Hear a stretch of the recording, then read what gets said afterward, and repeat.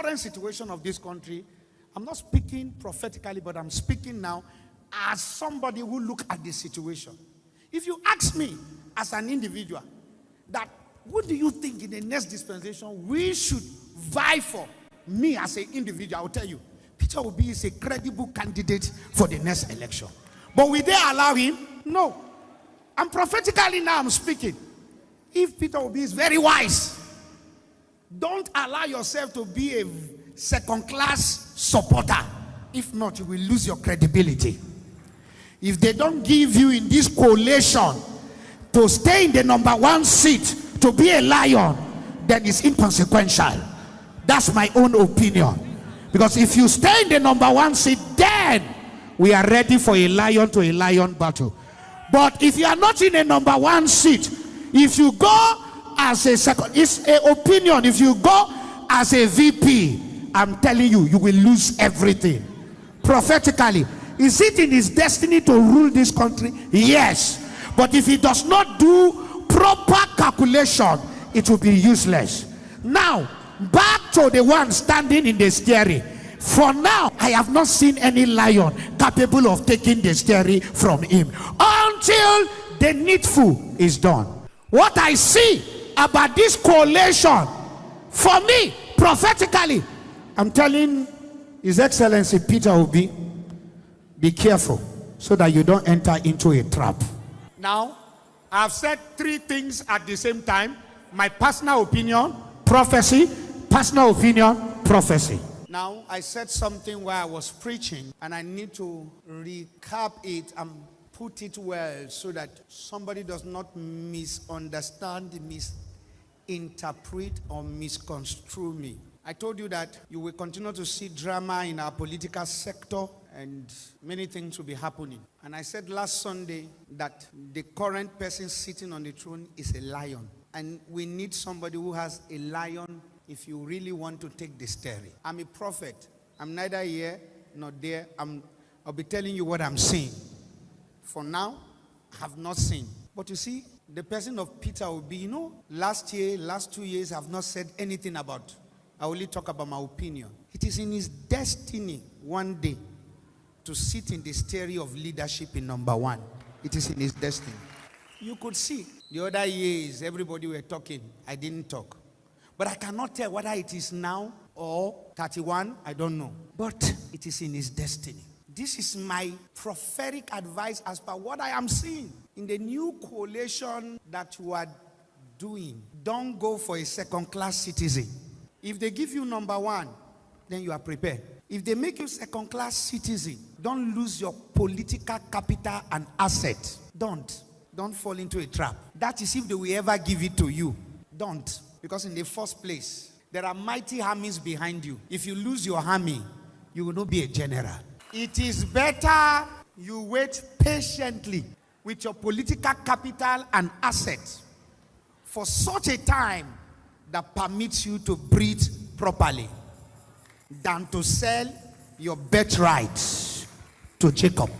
I say these things with serious sincerity with what I am seeing. Serious one. Where you are today did not come as a result of support of any human being. When God wants to take you up, He will take you up. But don't be a second-class citizen. That's all. I don't know how to use the word though. You understand what I mean by second-class citizen? All of us are first-class citizens, but you know what I mean. Anything short of this is a waste of political capital. For now, the person sitting there is still sitting down. I'm seeing the seat all complete. And I'm seeing the future strong. I'm not seeing it weaken. If there is a change, I will give you a spiritual update. For now, this is how it is. And I'm also not saying what I'm saying is final. You know how I do. When it's coming close, I'll keep giving you update. If there's a change in the atmosphere, I will tell you. Are you hearing me? And do you know why I start prophesying from now? So that you don't say I'm guessing. And you remember, I said the current regime, there will be a lot of betrayal. You remember? I started talking. The first year they enter into, I said there's betrayal. It's still coming. A lot. I said the boat will shake. There will be storm. but I don't see anything. The pilot will still remain. Or the, what did they call them? The captain will still remain. If I were most of these people in power now, take care of your health. I still repeat it. Take care of your health. Not one, not two, not three. Three major important people. Take care of your health. It is only the living that can do politics. Spend time on your health. All this permutation is not as important as health permutation. And everybody wants to become president. But how many of them carry the light for Nigeria? And those that carry the light for Nigeria, I'm sorry to say it, the electorate might not want even to elect them. Why? Because they don't see the light.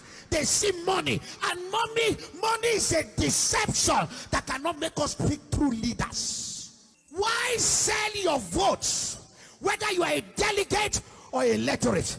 Why sell your vote for peanut to a man that will slave you for the next 4 years? The problem of Nigeria is not the problem of that we don't know truth. We know truth, but we like to walk in darkness rather than truth. When we are talking about the unity of this country, which is not non-negotiable, yes, but what is the problem? How do you enter into a marriage and then you enter into an agreement and one side of the region is suffering and you don't allow them to produce president? Then you are complaining about their agitation. Why will they not agitate? The Igbo have been so, the Igbo race or the Southeast have been so deprived. You cannot be talking about one Nigeria when every time you want to pick a president, you say the Igbo man is not qualified. And then you want them to be in the marriage. This is the problem of the Biafra agitation. If you cannot solve that problem, you will still have more in Kanu agitating. That is the reason you cannot be preaching love and unity and be practicing the opposite. This is the major problem of Nigeria. Why will the Southwest, I mean Yoruba man, continue to be in power? Why will the North continue to be in power? Then the major language, you are not telling them you don't trust them. If you don't trust them, why are you keeping them? Leave them, let them come. I don't care how many of them are coming, whether they are in unity or not in unity. Give them the opportunity to prove themselves. The politics will go to the highest bidder. It has become a democracy which is called moneytocracy. It is about the one who have the money. And I don't blame them. The church will fold our hands and we say, no, politics is a dirty game. All we are doing is to intercede. This is the problem.